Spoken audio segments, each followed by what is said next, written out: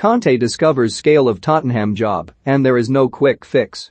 Antonio Conte should go into the international break under no illusions about the scale of the job at Tottenham, following a 0-0 draw with Everton in his first league game in charge. For long periods, the match was as cagey as Thursday's 3-2 win over Vitesse Arnhem was chaotic, but both games have highlighted the problems that Conte has been hired to fix. In a throwback to Nuno Espirito Santo's dour tenure, Spurs failed to register a shot on target at Goodison Park, squandering a succession of good positions with wasteful final balls. Wing-backs Emerson Royal and Sergio Reguilón, and the front three of Harry Kane, Heung-min Son and Lucas Moura, were all guilty of fluffing their lines when it mattered.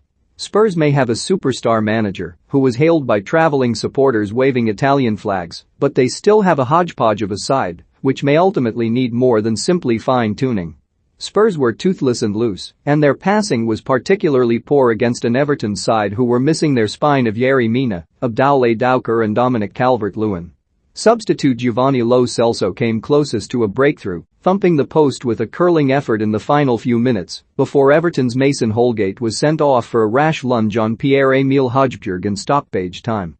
There was little else to set the pulses races from Spurs, with Reguilón's lunge at Kane's cross their most threatening moment of the first half.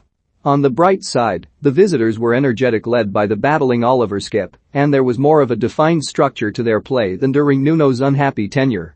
It was at least clear what Conte's team were trying to do, specifically move the ball quickly and pin Everton back through Emerson and Reguilón. Too often, though, promising positions petered out through bad decision-making or simply poor execution. Another positive was Everton's lack of threat, and the closest they came was a Demarai Gray's shot which rolled past the far post. The Toffees, who were coming off the back of 3 straight league defeats, were awarded a second-half penalty for a Hugo Lloris trip on Richarlison, but referee Chris Kavanagh overturned the decision after checking his pitch side monitor on advice from the VAR. Replays showed Lloris touched the ball. Conte has spent the week preaching the need for patience at Spurs, and in his pre-match press conference, made it clear that the club are some way away from challenging for the title or even reeling in the established Big Four. After 2 very different games in the dugout, the Italian will surely have reached the same conclusion: Tottenham will be no quick fix. He now has a 2-week break to work with his non-international players and begin in earnest the job of transforming Spurs. Spurs missing a spark. Conte named an unchanged Zai from the over Vitesse, with a back 3 shielded by Skipp and Højbjerg, and thrust provided by the forwards and wing-backs. It is perhaps no surprise that Conte has initially put his faith in the steadier, fitter, less risky members of the squad, all of whom were part of Nuno's core group.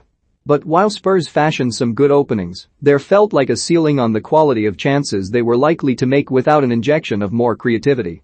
Højbjerg and Skipp were both impressive at shielding the defense and won the majority of their individual duels, but neither has the range of passing to create something from deep. You wondered if Tanguy Ndombele or Lo Celso, who were both late subs, would have provided more spark, while even the quick passing of Harry Winks might have made a difference. For the times being, it makes sense for Conte to favor solidity over creativity, particularly given Spurs' alarming collapses against Crystal Palace, Chelsea, Arsenal, and Manchester United, although Skipp will miss the visit of Leeds through suspension after a 5th booking of the season. In the long term, though, when the new head coach has had time to get more of his ideas across, a more adventurous midfield pairing is surely needed to unlock compact sides like Everton. With this Zai, Spurs still seem too reliant on a moment from Kane or Son for a breakthrough. Clunky Kane effectively broke cover to throw his weight behind Conte's appointment after the game against Vitesse, agreeing to his first club interview with a newspaper for over a year. Kane may be back on side, but clearly it is going to take some time for him to get back to his best, and any hopes that Conte will quickly transform the England captain overnight were dampened by another clunky display.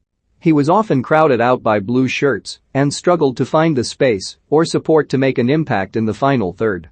His goal threat was reduced to just 2 blocked shots in quick succession during the first half, and he looked a long way from the Kane who scored twice here in Jose Mourinho's final game in charge. Conte will hope that Kane can be sparked into life in an England shirt, as has happened previously, and getting his only senior striking firing remains one of the new boss's biggest challenges.